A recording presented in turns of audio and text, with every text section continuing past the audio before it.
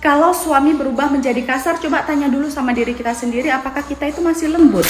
Sekarang banyak banget perempuan yang bilang, suami-suami zaman sekarang itu lebih kejam dari Fir'aun. Karena ada suami yang kasar, ada suami yang selalu bikin istrinya tertekan, ada suami itu yang gak mampu untuk ngontrol emosinya sendiri. Betul. Tapi jarang banget ada istri yang mau bercermin, kenapa semua itu bisa terjadi? Kadang tanpa kita sadari, sikap kerasnya seorang suami itu lahir dari amarah yang dipancing oleh sikap kita sendiri sebagai seorang istri.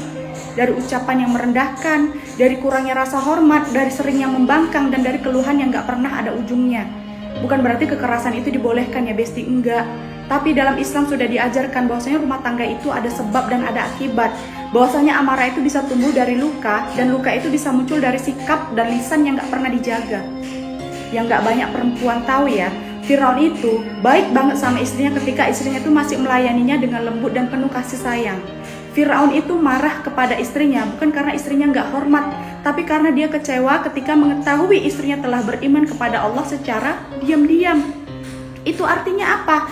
Artinya bahkan laki-laki sekejam Firaun pun bisa lembut ketika mendapatkan kelembutan dan kehormatan dari istrinya.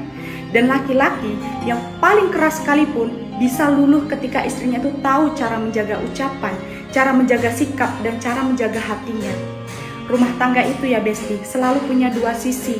Kalau suaminya itu punya tanggung jawab untuk memimpin dengan adil, maka istri juga punya tanggung jawab untuk menguatkan dan menghormati suaminya. Karena seringkali nih, bukan suami yang berubah jadi kejam, tapi istrilah yang tanpa sadar ikut menciptakan suasana yang memancing luka dan kemarahan kepada suaminya.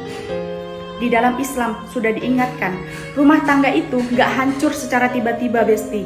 Ia hancur pelan-pelan, dimulai dari lisan yang gak pernah dijaga, dari sikap yang gak bisa menghargai, dari ketaatan yang udah mulai luntur, dan dari cinta yang pelan-pelan udah mulai gak pernah disyukuri lagi sama istrinya.